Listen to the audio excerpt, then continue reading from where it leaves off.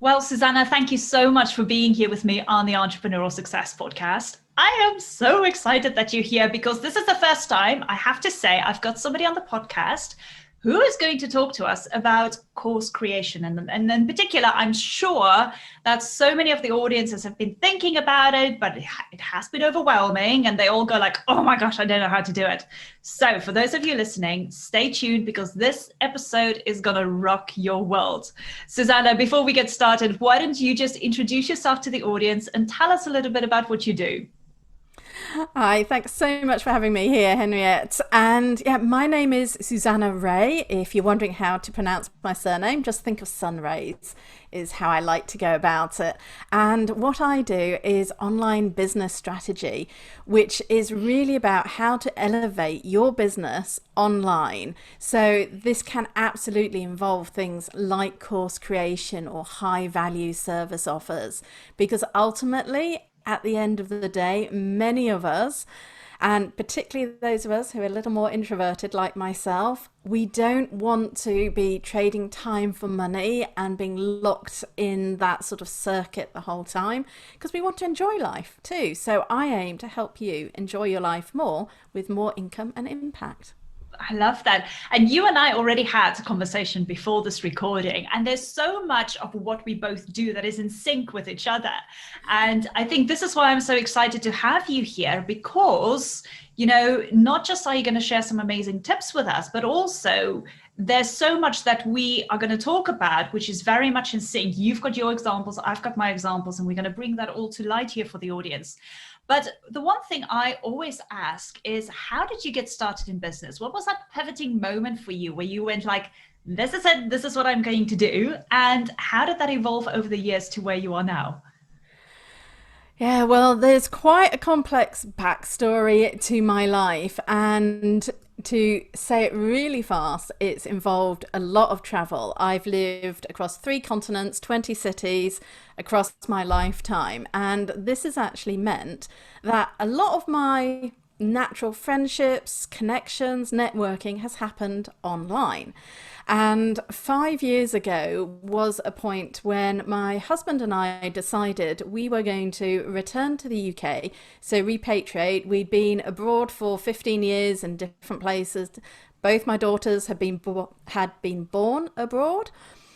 And they were actually asking, hey, mummy, can we live in England? Because we've got this thing called a British passport. Like, our friends expect us to know what being British is about, but they had no idea really, because we'd only ever been tourists in the UK.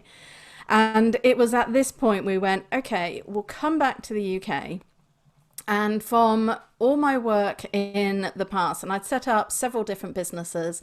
I'd also helped with a startup in the US where I was the designer marketing manager and dealing with all sorts of input from all sorts of directions. And working, one of the things there was also about building a community for their followers. And that was at a time before Facebook did groups and communities. Yes, it existed. Like, a lot of people forget how much the technology has changed over the years.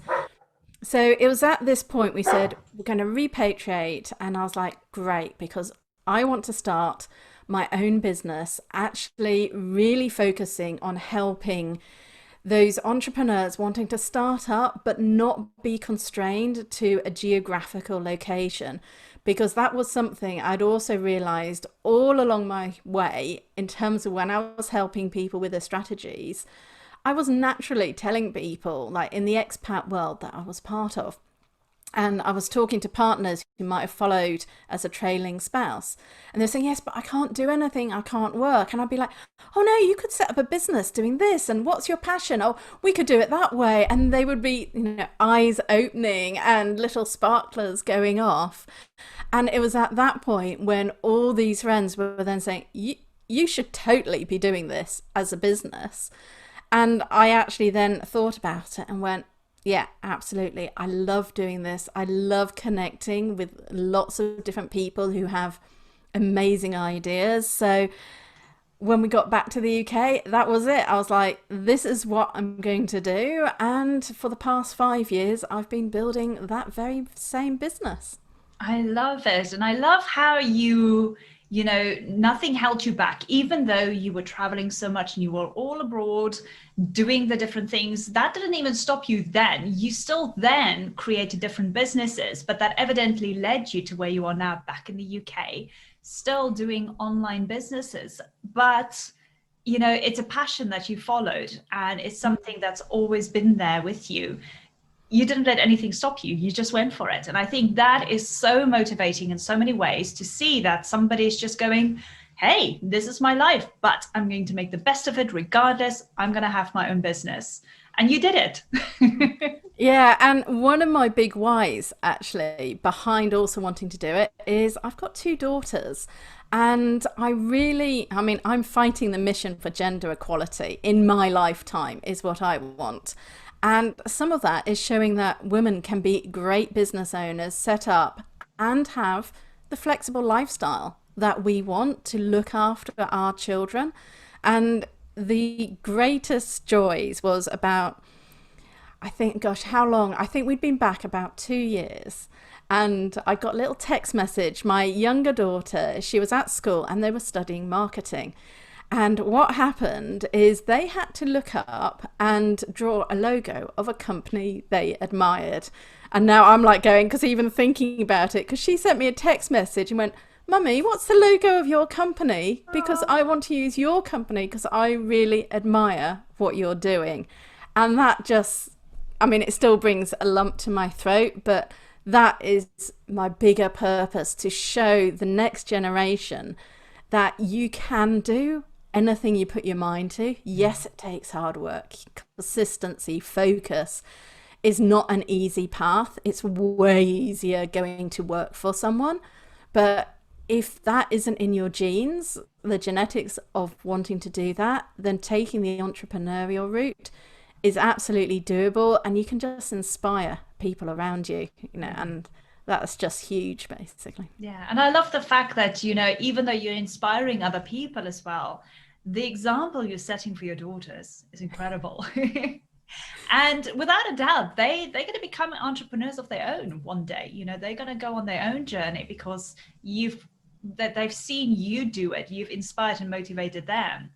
And that is incredible to see, because let's face it, we need more entrepreneurs in the world. That's where the future is heading. And you're a part of that, showing the next generation how to do that, which is amazing. Let's talk a little bit about the course creation. Now, when we talk about course creation, there are specific strategies in particular that we need to think about. But with the technology we have these days, online courses are really, oh my gosh, they're soaring. They're becoming more and more popular. When I started doing my first online course, how many years ago?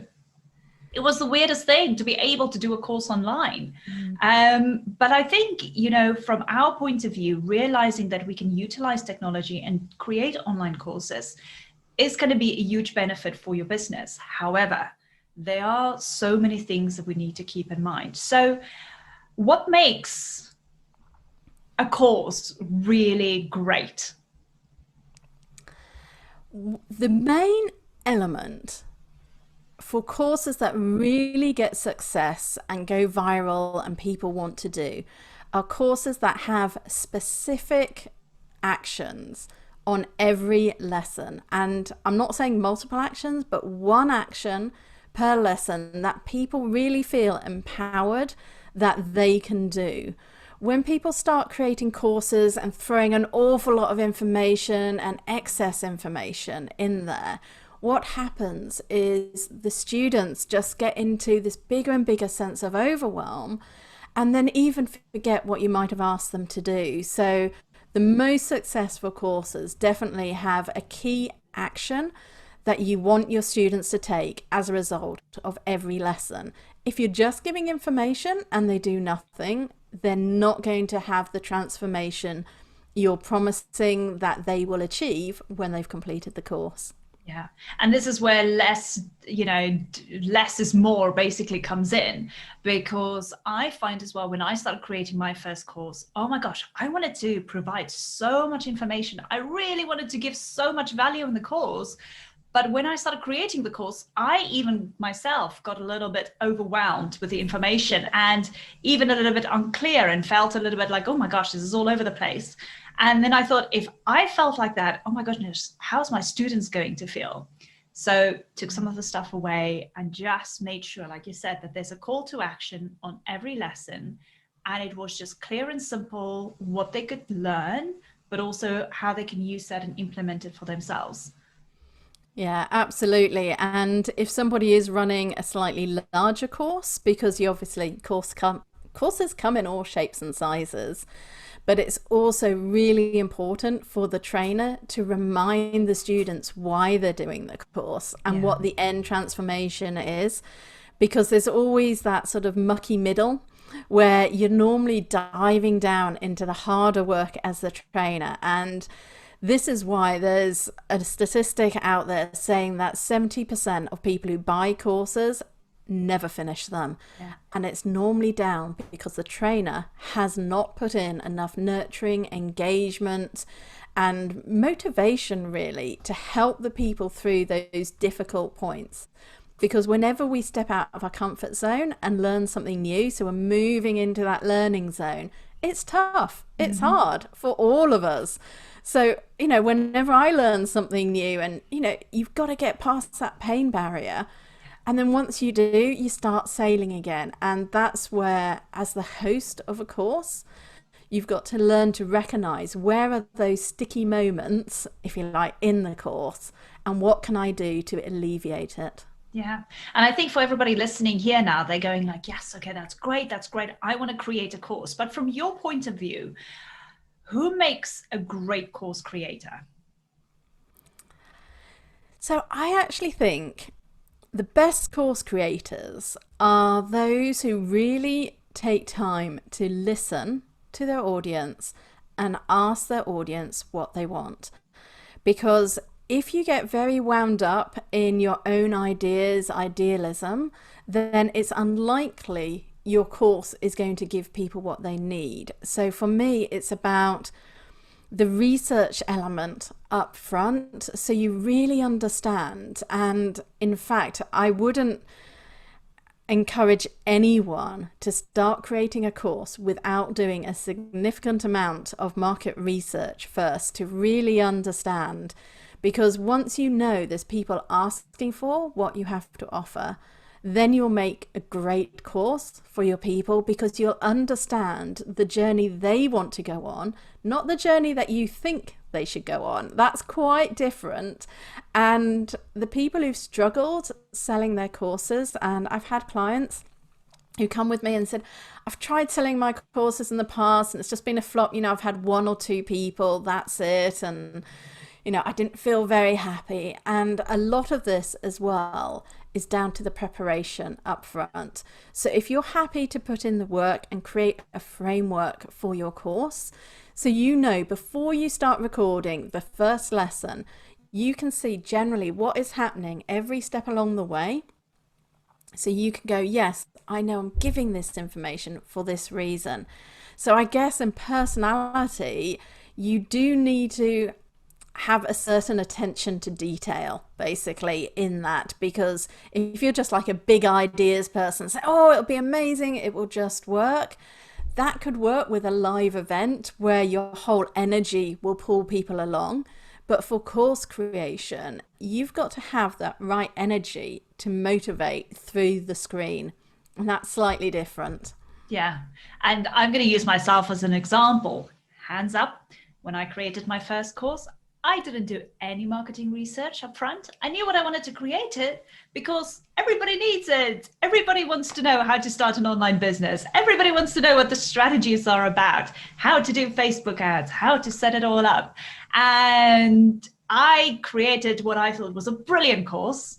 Took me, honestly, 12 months to create the course.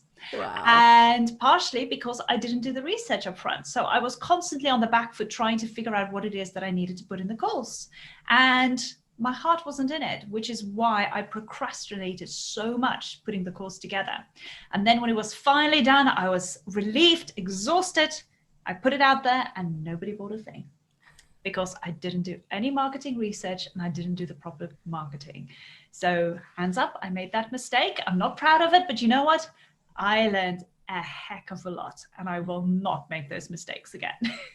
But you're not alone. That is the route, unfortunately, a lot of people take, which one of my other missions is about helping people not make those mistakes and be able to see what the framework is to build upon.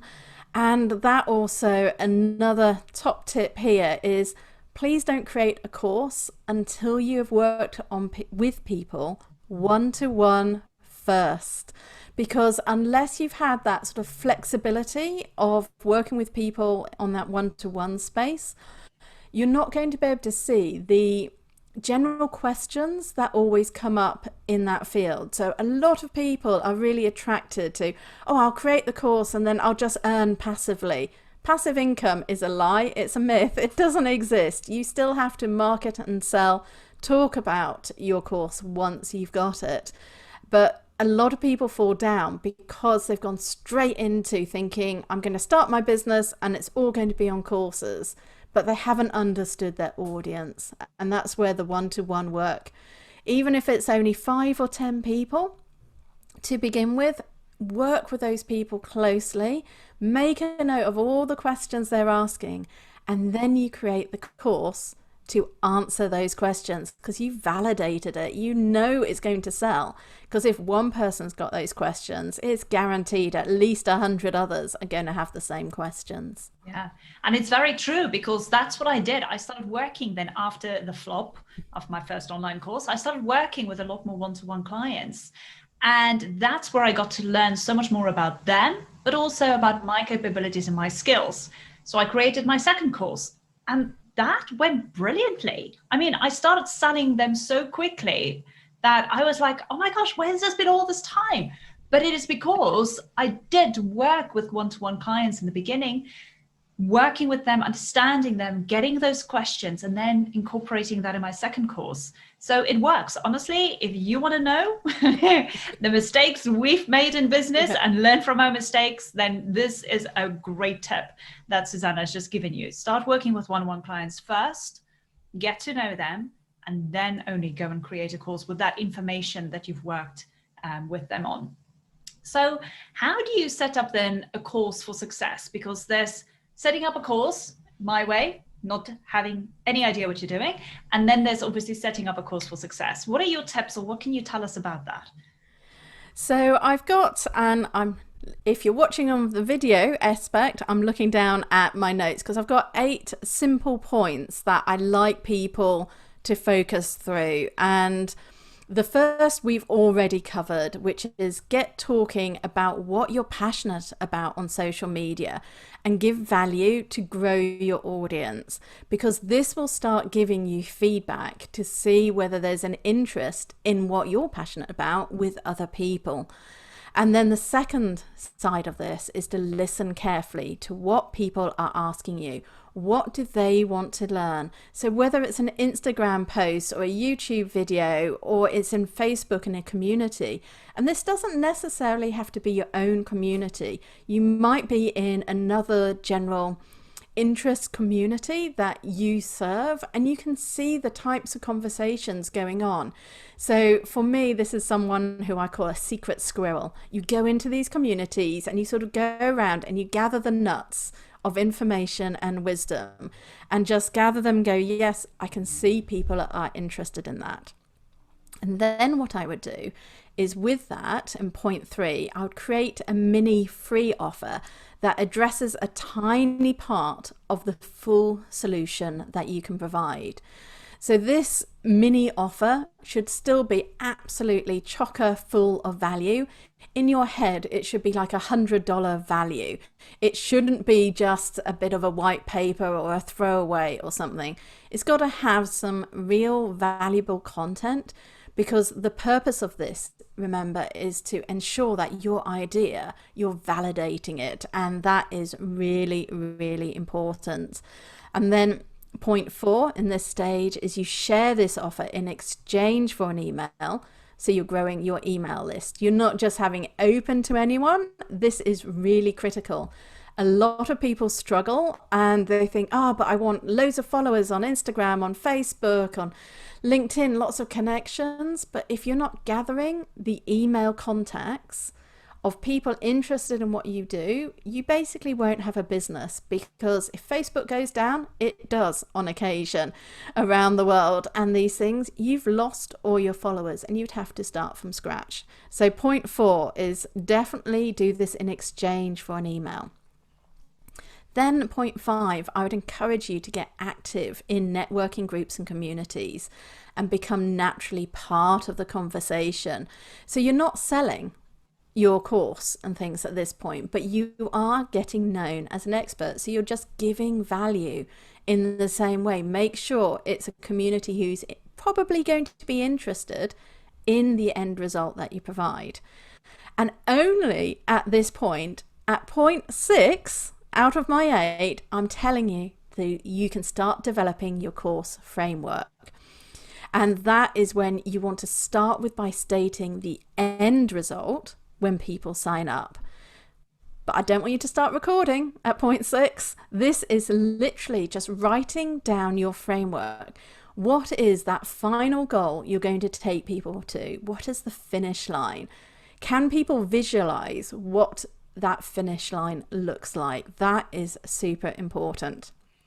So then once you've got that framework, point 7 here is to start selling the idea of your course to your email list first. Yes, that's why you created it, because these people are what in marketing terms get called warm leads, because they already know a bit about you. They've begun to like you, love you is what I like to say. There's a know, like, trust phrase. I prefer to say know, love, trust, because I believe today if somebody's going to buy from you, they've got to really love what you're doing. Like is a bit ambivalent. So know, love, and trust. So you start by selling your idea of the course. Remember, no recording, nothing's been set up or created yet at this point. But what you can do is you can talk about it and say, hey, would you be interested in this? I've got a pre-sale offer. I haven't created it, but it will be available in maybe 2 months' time. And, you know, if it sounds like exactly what you want, here's a really special entry offer that they get for having the trust. So think of this a bit like the Kickstarter campaigns for products. This is where you're getting people to buy in to what your course is going to be about before you even create it.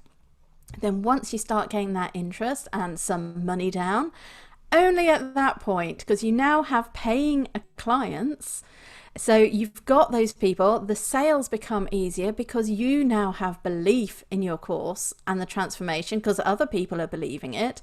And that's like a never-ending circle. So then at that point, that's the point when I'll finally say, yes, start recording your content. Get those first few modules, first few lessons down. But absolutely, when you're putting a course out there for the first time, don't try and record everything up front, because ideally as well, I'd love you to have a live element to the course when you run it the first time, to get that instant feedback, to get those questions, open up a way for your students to really easily ask you questions, because you know every time they ask a question, the answer then needs to be integrated into the course for the next time you run it. And that's how you create a course for success. Oh my gosh! As you're saying these 8 steps, I'm just looking at them and I'm going, yep, didn't do that, didn't do that, didn't do that, didn't do that. Everything I didn't do for the first course. I literally started step 8. Step 7, step 6, yeah. I went completely backwards. But no, honestly, I love these 8 steps. And I think for everybody here listening or watching this video, if you have thought about creating your own online course, you basically have the framework right here, right now. And Susanna is kindly giving this to you because this is a goldmine, okay? You cannot go wrong with these 8 steps. So I'm quickly just gonna go over them again. So just to make sure, if you're taking notes, to make sure you haven't missed anything out. So number 1, talk about what you're passionate, or talk what you're passionate about. Let me just get my wording right. That is the most important thing. And then start listening to people. Number 2, listen to what people say, listen to what people ask, and then how you can bring that into context. Then create from what they told you about, create like a mini free offer to validate the product or to validate what it is that you're working on or want to work on. And then share that with them in exchange for their email address, because now you're going to start list building. You're going to start building your email list, because those contacts are people that you want to go back to once you are ready to sell your course. Number 5, start networking, start being active in Facebook groups, wherever you are seen, wherever you're out there. Start networking and being very active in conversations, telling people about what it is that you do, your level of expertise, and what your ideas might be. Then only do you start at number 6, develop the course framework. And very importantly, what I loved about what you said, Susanna, is even though you're just creating the course framework, you go and tell people about the end results, because that's what people want. They want the end results. They want to know what they are going to get from it at the end of the day. And if you just tell them that specifically, it's going to make everything so much easier. It's going to make the conversation so much easier when you start selling your course, which leads us to number 7, sell the idea to your email list first. Brilliant. Because those are warm leads. Those are people who are actively wanting to know what it is that you're going to do. And then once you've sold that idea to them, only then do you start recording. But you start recording by having the live sessions, by doing this and getting that engagement from people. Because let's face it, it is not just the engagement from that audience or from your clients then at that point that is going through the course. It's the energy as well. It's the questions they're asking, like you said. But I think that is so much more important to have something like that. Otherwise, your whole course will be very stagnant. People want entertainment these days. They don't want stagnant slides, which I've done. They don't want just the stagnant slides. They want the engagement. They want the interaction. And I think that is so important. So brilliant. I love these 8 steps. I think it's brilliant. Thank you so much for giving those to the audience. Well, there you go. I mean, I wish I'd been told that when I started. And for me, and I guess this is the final point in terms of, to be successful, don't think you have to hold things close to your chest. A lot of people are worried that, oh, you've just given all your secrets away. Nobody's ever going to come and pay and work, to work with you if you've just given away your main value. But we all know there's one thing having an outline, and there's another doing the deeper work that goes behind it. So yes, they sound very simple, but there's a lot of strategy that happens underneath each of those 8 points. And it's just so important to share what you have so people can see the value in what you can give. You can't be secretive and put everything behind a pay gate, because these days people aren't going to trust you, to be honest. They want to have a flavor of what you're about and who you are before they give you money. And these days, online in particular, they don't know you from Adam, to use that British expression. And they're like, do I really want to put my credit card details in and send off to a person who I don't love? No love and trust. That is such an important point. So, be open. And I mentioned I'm an introvert, and I work mainly with introverted clients who also say, yeah, but I don't want to talk to lots of people or do it. But if you want to run a business, you need to be able to communicate. It's kind of a foundation and one of their principles. So you kind of have to get over yourself on that bit. So on social media, you need to show this, your face. Don't hide behind your dog or your cat or your horse or anything else. Be you. And yeah, with that, then people will start to respect and listen to you as well. And it all builds together. And then you can create successful courses and have that flexible lifestyle where you're not chained to the computer and having meeting after meeting after meeting the whole time. Yeah, absolutely.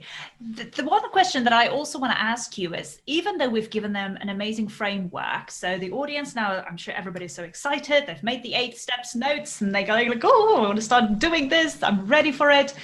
But also there's a caveat to that, because there are some pitfalls as well. And I think it's important just to mention a few, because in your line of business of what you've done, you've got so many people that you've worked with where you've kind of seen a similarity between all the pitfalls.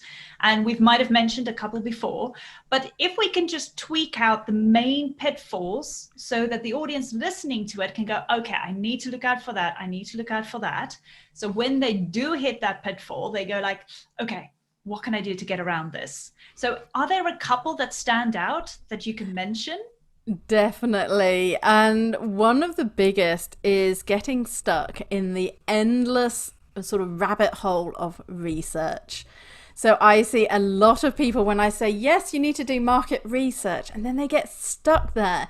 They don't move out of research into action taking because it's tough. I get it. When we take a step out of our comfort zone, and a lot of us, like particularly as introverts, we love researching, completely in my comfort zone. I can find out everything about this.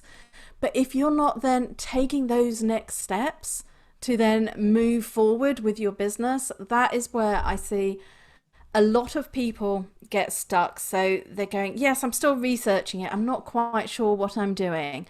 And that's kind of linked with the flip side of that coin, which is the perfectionist. Mm-hmm. And that is a huge pitfall. If you think of like the number of businesses when they started out, let's take Facebook, for example. Facebook 101, nothing like it was today, but it wouldn't have got to where it was today without version 101. And so it's really important that the first time you take action or put something out there, and this is where it's easier to do it one-on-one rather than in a course. But what I would suggest to you is if you've got a course idea and you want to move in that direction, create that framework that you would for the course, but take your private clients through it. So if you do think that you're messing up in somewhere, it's only one person hearing that mess up. So it's not too scary. And most people are really generous as well. And particularly if you say, hey, I'm doing this for the first time, therefore maybe you're going to put your price out at 50% to what it will be when you launch fully. They'll appreciate the fact they're getting the gems of wisdom from you. But it's important not to get stuck in perfectionism and like waiting for your website to look perfect before you sell. You can sell without a website. I'm being hit by all the website designers out there at this moment. I'm not saying you don't need a website for an online business, but ultimately you can sell and get clients without needing the fancy graphics, the fancy photos. You don't need a logo to get going in a business. Just use your name. Don't even think about a business name. Use the name you're given with and just start taking action. So it's like that perfectionism and then also the endless research are, I guess, the two biggest pitfalls I see people fall into. Yeah. Perfectionism was a big one for me when I did that first course because I wanted it to be perfect, not knowing that I was doing everything else anyway wrong. But yeah, perfectionism. And I think that is partially why it took me 12 months to create my course. Because I wanted everything to be perfect, not realizing that that was holding me back from actually taking the right steps. You know, inevitably I was doing everything backwards anyway. But yeah, perfectionism is a big struggle for a lot of people. And so I do agree with you. But I think, you know, with everything going on for all of us who are entrepreneurs, who are very eager, and we've got this big desire in all of us in order to achieve something and do something amazing, go out there and do it. Just take actionable steps. Don't stop. But using these 8 steps that you've given us here today, you can't go wrong. Yes, you need to do a little bit of work on all of them. There's a lot more work deeper inside of all of them. But with these 8 steps, at least you've got a map now. You've got a map laid out for what you need to do to create an online course for success. Absolutely. It's all about just taking action. And if you're a bit scared and not sure what to do, I also say reach out to someone who's trodden that path before you. There's lots of coaches, mentors out there who will have done something you're thinking of doing ahead of you. It is really worth investing because the amount you would invest in that person will save you so much time and energy. And when you're looking for someone, I also really encourage you, don't just go for like a really popular big name, because they're unlikely to have the time in their calendars that you will need. When you're starting out, you actually need quite a lot of hand holding if you want to make a strong go of it. And, you know, ask them, can I get on a call with you? Because it's really, really important your personalities gel and they get you and your business. And the beautiful thing is, there's so many different personalities out there. We all have our own energies. Like Henriette will attract certain people, I will attract certain people. We're not in competition at all. It's about collaboration. And this is something to really look out for on your journey of growing your business as well. And I wish from the start, if I was going to say what's one of my learnings over the last 5 years, I think this collaboration aspect, I probably didn't focus on quite as much as I should have done in the very sort of beginning side of things, because I think that makes such a huge difference for people. You know, having just your business buddies as well, like being in a little mastermind of everyone cheering each other along. Because then you've got people to ask those daft questions to, because your friends and family won't get what you're doing. I can guarantee that. Most of us who start out on this online business journey, we have that idea in our head, and normally the family thinks, what's she doing? She's not going to make a go of it. It's going to come from nothing. Several years on, you'll then have people going, wow, you know, you started with nothing and now look at the business that you've got. Yeah. And it's so powerful, you know, like I said, just having that sincere desire, no matter what obstacle comes your way, just keeping the faith, keep moving forward, staying persistent and making it work. You can achieve anything. You can achieve anything. Oh my gosh, Susanna, I just want to say thank you so much for your time being here with me on the Entrepreneurial Success Podcast. It has been amazing. And I'm so excited because I just hope that everybody who listened and watched this video is excited to take action, to start putting these 8 steps in place and, you know, start with one, just work your way through. Start with step 1 and work your way through until you get to steps 8. I keep on wanting to say 6 for some reason, until you get to step 8, because I think it is going to be such a fantastic guide for you to follow and create your own online course.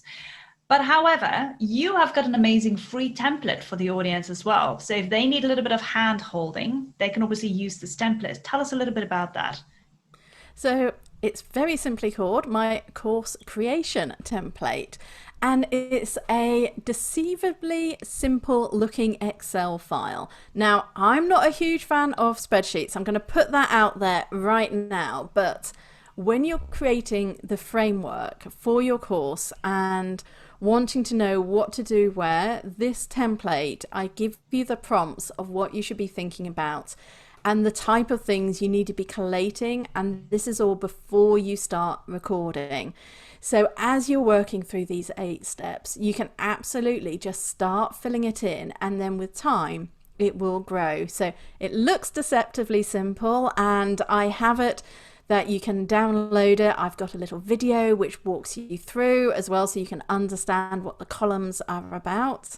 And also in there at that point as well, you'll get my 8 steps which we've spoken about today. So you'll be able to check those off as you go. And of course, always do reach out as well. I think my clients say I'm pretty friendly and supportive, so always send me a message, you know, and I'd love to hear from you if you're listening to this on social. I'm just at Susanna Reay across all platforms, so that makes it easier. So do reach out if you've got any questions as well about the 8 steps. Amazing. And thank you so much for making that available, because I'm sure as we started talking about the 8 steps and we got to number 6, develop your course framework, everybody's like, what framework? How do I do that? Where do I get the information from? And here you are providing that absolutely for free here for the audience. So thank you so much for making that available. including sharing these 8 steps with everybody. I think it is so powerful. So I really appreciate it. Thank you to each and every one of you listening and watching this. I'm sure you're so motivated and excited to make a start on this. So in my show notes below, there will be a link where you can go and download this template from Susanna. And then, like she said, if you want to get in touch with her, maybe ask her some more questions, see how she can help you out, we'll have some other links there as well, so you can stalk her on social and obviously get in touch with her to have a chat. But Susanna, as always, thank you so much. I just love our conversations. This is one of many, and I'm sure we're going to have so many more conversations in the future. But thank you so much for your time being here. Thank you. It's been a pleasure. Okay, speak soon.